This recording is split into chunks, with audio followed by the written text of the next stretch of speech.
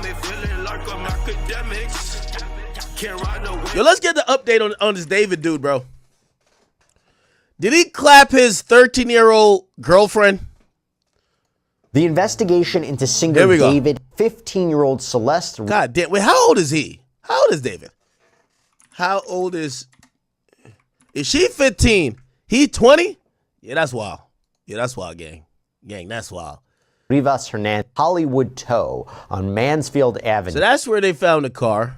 And reporting from KTLA, the Cybertruck had been there for about 5 days. The medical... That's not a Cybertruck.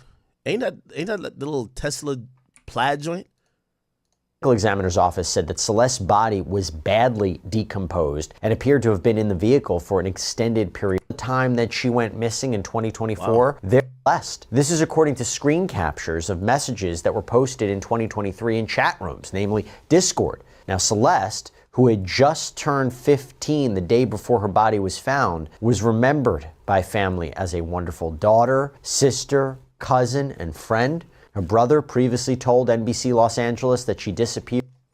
Damn, this nigga did it, huh? Y'all think he did it? Yo, hold on. Did I fuck up on the stream for the Academy? Hold on, I gotta start it over again. Fuck. It won't let me. I put the wrong thing on. My whammy done ran away the first thing I committed. All right, here we go. Y'all want me to go back to the good camera? I'm back on old reliable still. I just didn't have time to start the new camera. The new camera's right there. But it's the shitty camera is so easy to use. All right. Okay. Perfect. So let's get into a few things. So the current update on what's going on with this David and Celeste thing is that this guy supposedly was dating this girl since she was 12. He's currently, I believe we just looked it up. How old is David? He's 20, which means when he was 17, he was dating her when she was 12. That's creepy, okay? A 17-year-old boy having an attraction to a 12-year-old girl is very odd. However, I was watching a Spotify. I streamed earlier on Kick. I did my steak stuff, and I was watching a Spotify documentary on him. He actually did a Spotify doc, or Spotify did a doc on him like a year ago. By the way, this guy has like 30 million monthly listeners. Spotify, let me see, hold on. That she disappeared. Spotify, okay. Now, as I'm watching it, what dawned upon me was that an interesting thing. By the way, he's a guy who he's into anime and fucking Hello Kitty. Take what you want from that. But I will say, he's a modern teenager. Internet savvy, knew how to, record music out of his closet using an iPhone and GarageBand or whatever. And apparently he came to the idea that he had to record his own music because he was a Fortniter, and he kept having videos flagged because he was using known music, right? So that's how we got into the music creation thing. However, so I'm kind of watching it. His parents are interviewed for the thing. You're going to see them here. And you see younger pictures from him. You're going to see, that's his mom, right? And, I'm not trying to put her up here because I want nobody harassing his family. But this was a public doc, so it's not like I'm out there. And that's his dad. And, she has like an accent. She seems like she's from like the Caribbean or maybe some other ethnic country. And I'm watching the doc and I'm like, everything about this guy's lifestyle kind of seems on the up and up. It seems like he should be a regular kid, right? Not dysfunctional household. He's not in severe poverty. He's not giving off severe signs of acting out or just weirdness and oddness. Some of his friends are even in the doc talking about how he was a pretty okay kid. But then they get to a part in the doc, and what they say is that he start getting, like, he lost all his friends from middle school. Now, I don't know what age you are, like, when you leave middle school. Like, you guys could tell me. But his parents took him out of public school and start homeschooling him. Now, it's a theory of mine that after they took him out of public school and start homeschooling him, it got a little weird for him. He wasn't going out to meet people, or he wasn't meeting people primarily around his age because we'd be in his class. And in high school, he was now relegated to just being on the computer and probably meeting people in certain internet corners or forums or Discord. So, look, bingo. That's what happens. You know, I've always kind of noticed when he would come in, his headphones on, it was just the fact that I think he also kind of felt disconnected. Nah, don't know. Again, and I'm not here to lay blame on his parents. I don't know why. And by the way, we're not saying he's guilty or whatever, but I'm wondering why the parents chose to homeschool him. There's much more to be understood. I'm also not playing this to create sympathy for him in the event you believe he did these horrific things. But I'm trying to understand. You know, in understanding everything, even when we go back to like the Megan Tory thing, like shit got to make sense a little bit, right? We understand some people are batshit crazy, people just go nuts, but sometimes we could follow the tail of the tape. And I've been trying to have a crash course on this guy's life and figure out when did shit get weird, and this might be the inflection point. He gets taken out of public school and he's now homeschooled. He feels isolated from everybody else in the community who are all going to school together. And he thought he had friends, but after he stopped going to school, none of his friends hit him up. Probably put him in a place where he gravitates towards online stuff, online friends. And, now none of that is still explaining him trying to deal with or date a 12-year-old at that time if he was 17. But it's interesting. It's interesting. And also, I believe you start high school way before 17, right? Like you started maybe like 14, 13, right? Yeah, so really not much is still making sense, but we do realize there is a shift, right? I'm in a place where music was one of the things he leaned into, video games, but also these online communities where I would imagine he probably met Celeste. Okay. Now,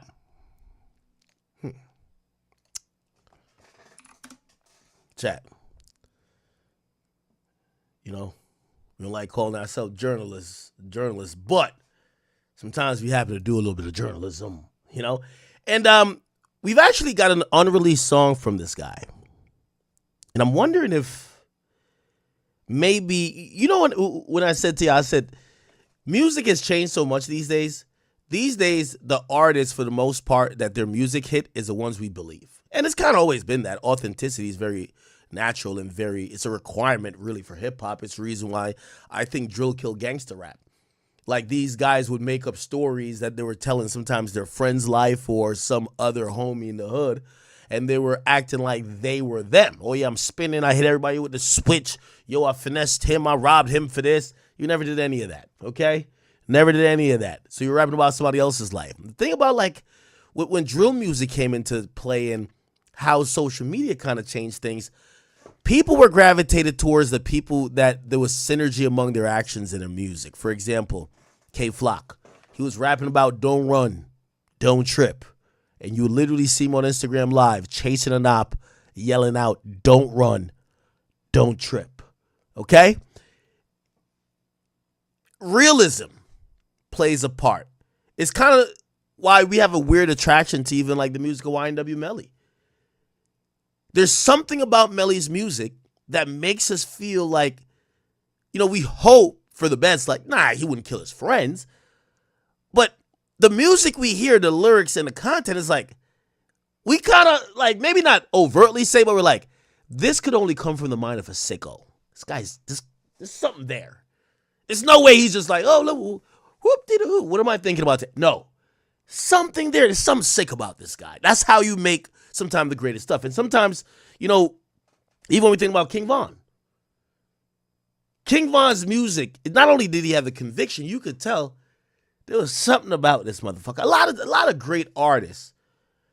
Their art, I don't know if you guys have watched a movie called The Prestige. Very brilliant movie. I suggest you all watch it. They said that a magician, the best magic tricks don't start on the stage. It's usually a blurring of the lines between real life and what you see on the stage. And such is the case in hip hop. When you see these artists, you know, people like to compare hip hop to acting. They're like, oh, well, when Steven Seagal plays a role of a bad guy, nobody. Well, in hip hop, your music is amplified when people believe the image, right? So sometimes you get these people who actually really live some horrific childhood or circumstances, or maybe they're really killers, or maybe they're really crazy. And their music is amplified because you know it's real. Why did I say all that? The more I look into this David dude, it appears that he was blurring the lines between reality, his reality. And I'm not saying he did anything, but a lot of these things were eerily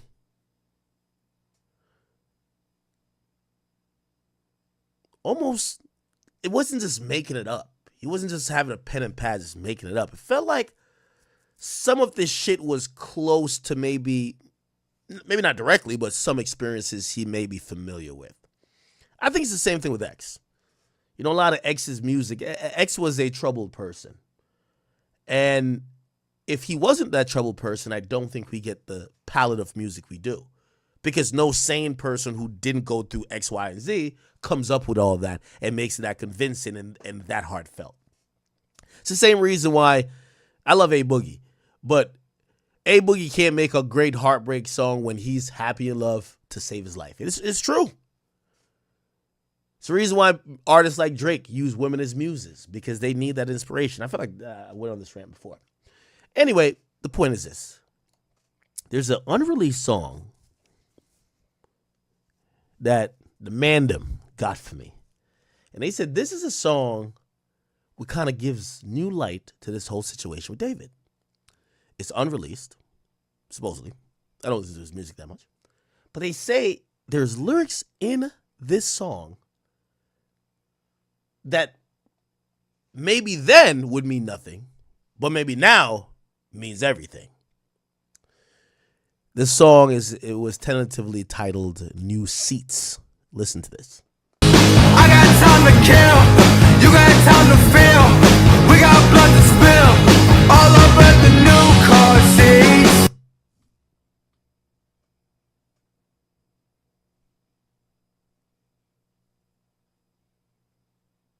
I know that ain't what I just... Hold on. Now, this could be pure coincidence. I don't know. This could be pure coincidence. But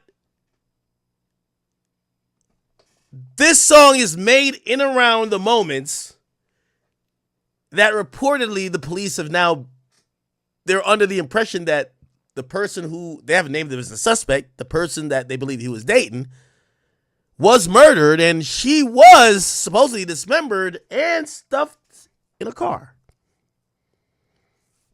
It's ironic that he has a song that says, My behind the clouds. I got time to kill. I got time to kill. You got time to feel. You got time to feel. We got blood to spill. We got blood to spill. All over the new car seats. Huh. All over the new car seats. Let me tell you this. The more I hear about this guy and his music, I feel there's alternate theories. Number one, the most obvious one is that nigga did it, right? Be like, you say that Gucci line. Be like, yo, are you guilty? Bitch, I might be, right? Like, it's kind of almost like, bruv. But the more I hear about it, if he's not guilty, given, or let's accept certain assumptions to continue this argument. Let's say that girl Celeste was the person he was dating, because there isn't fully even proof that he was dating her, even though a lot of things match up.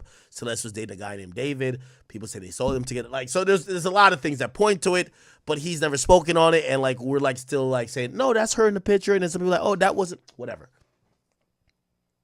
Let's just go with that. In my opinion, either he did it or he clearly knew about her death.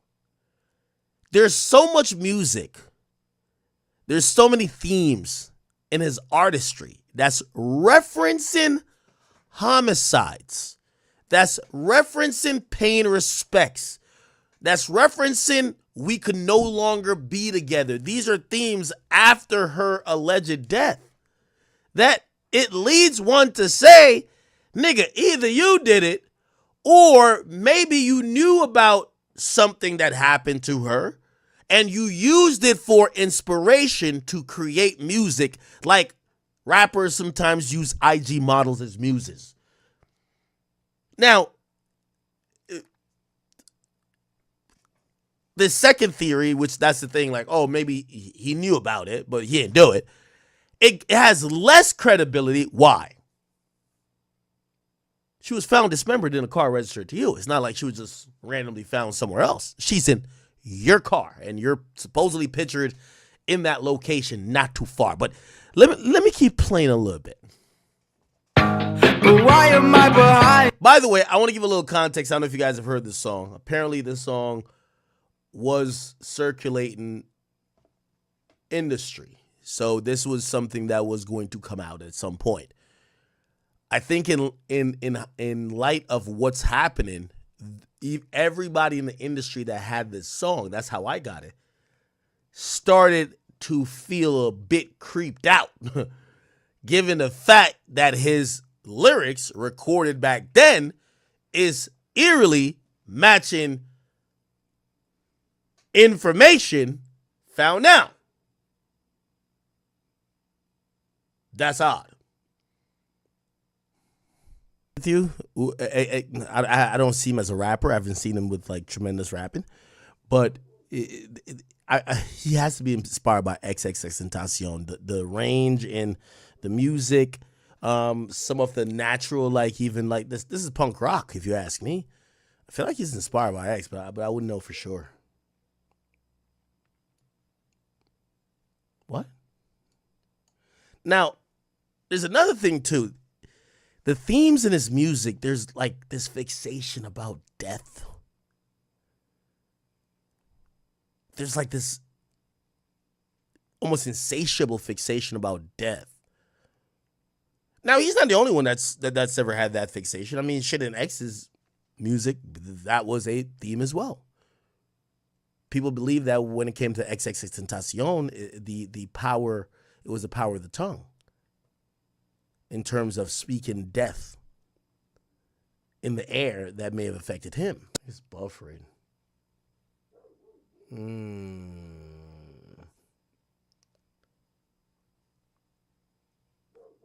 Now, there's also a part of me that thinks that, like, maybe he knew about this and, like, you know, in a sick way, he was kind of using it to inspire music. But I don't know. I really don't know. Give me a second. I gotta play this. Where is it? Sorry, Chad. You know what's so funny? Actually, this gave me a little bit of Lil Peep vibes. Kind of. Not really. Lil Peep mixed with X. Not for anything. This kid kind of comes across as really talented. Right? It kind of comes across really talented, if you ask me. Anyway, let's see the updates on what this is. After retired detective and law enforcement instructor, thank you so much for coming here on Sidebar. We really appreciate it. Thank you for having me, Jesse. So based on your experience, how do police, by the way, when they're dealing with, and I wonder if this is a big issue in LA, but how do police deal with prioritizing cases when you have a celebrity, a famous person linked in some way to a crime? How do they deal with that? Well, you know, ideally, there really shouldn't be any distinction based on the fame or wealth of the person implicated in a crime, whether they be the accused or the victim. In reality, there are always pressures that are brought to bear on investigators, be it from within their agency or from the media or the public. And the challenge for the investigator is to remember, as Harry Bosch says, everybody counts or nobody counts.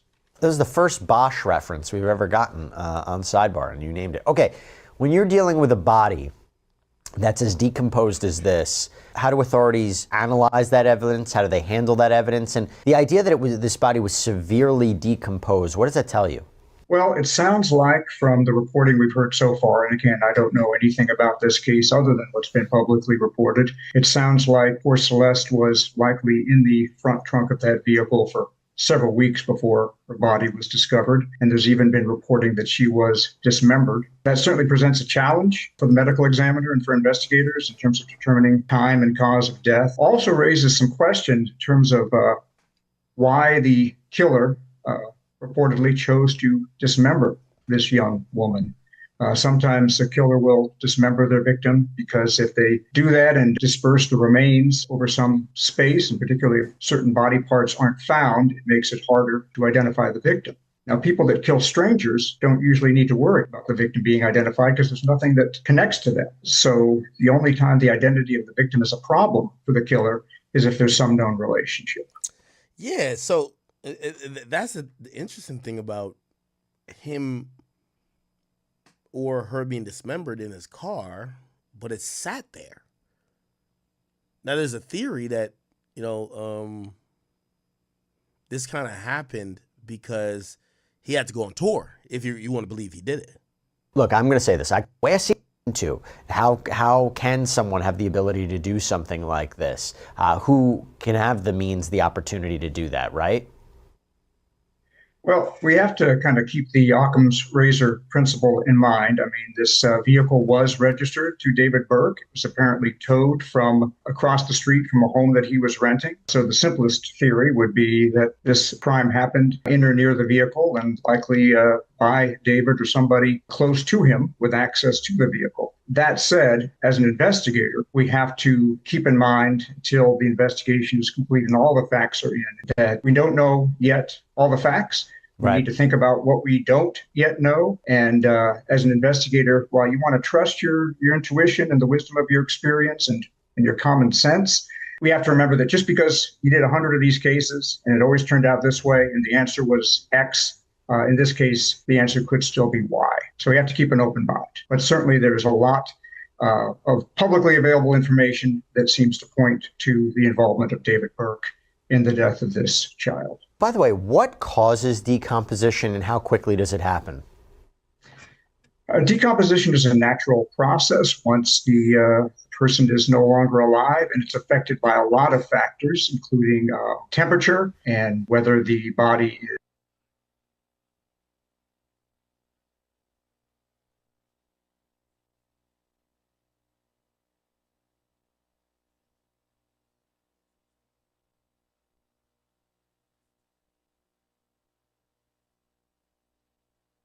Okay, great. Mutademics is here.